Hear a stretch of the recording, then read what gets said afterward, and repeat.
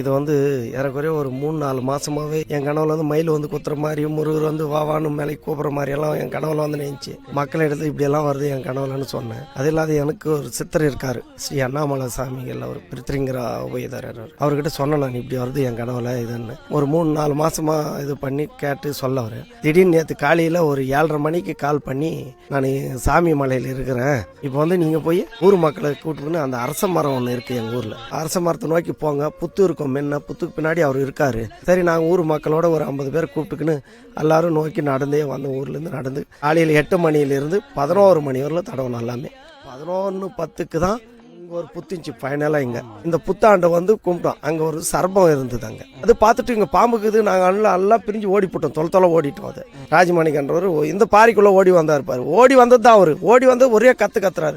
அங்கே பாம்பு தான் அவரை பிடிச்சிச்சேன்னு நாங்கள் பயந்தோம். கத்துறாரு, முருகா முருகான்னு கத்தி கத்துறாரு, அருவகாரானுக்கு போட்டு கத்துறாரு. மேலெல்லாம் ஏறி நாங்கள் குச்சி ஓடி வராங்க, பாம்புக்குதான் என்னன்ட்டு கத்தின்னு இருந்தார். எல்லாமே ஊர் மக்களை பிடிச்சி எல்லாம் பார்க்கும்போது மூஞ்சி வரும் நல்லா நீராக தெரிஞ்சுது எங்களுக்கு. எல்லாரும் வழிபாட்டோம். அவருக்கு தெய்வம் அவர் வீண்டார். சிலையை யாரும் கை வைக்கக்கூடாது, நான் இங்கே எனக்கு கோயில் கட்டுங்க, இங்கே எனக்கு இது பண்ணுங்க, நான் ரொம்ப நாளாக தவிச்சுன்னுக்கிறேன் இந்த இடத்துல, இங்கே எனக்கு கோயில் அமைக்கணும்னு சொன்னார். இது யார் சிலை எடுக்க நினைச்சாலும் உயிருக்கு நான் உத்தரவாதம் இல்லை, உயிருக்காக வாங்கிடுவான்னு சொன்னார். Download ShareChat.